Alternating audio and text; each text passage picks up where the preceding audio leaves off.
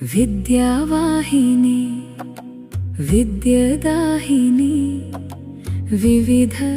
ಸಾಧಿತ ವಿನೋದಿನಿ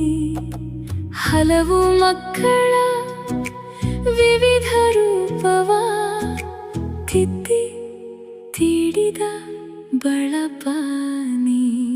ನಿನ್ನ ತೋಟದ ಹೂವುಗಳು ನಾವು ವಿದ್ಯೆ ವಿವೇಕವ ನೀಡಿ ನೀ ನಡೆಸು ತ್ಯಾಗಿಯು ನೀನು ಯೋಗಿಯು ನೀನು ಜ್ಞಾನದ ಬೆಳಕ ನಮಗೆ ತೋರಿಸು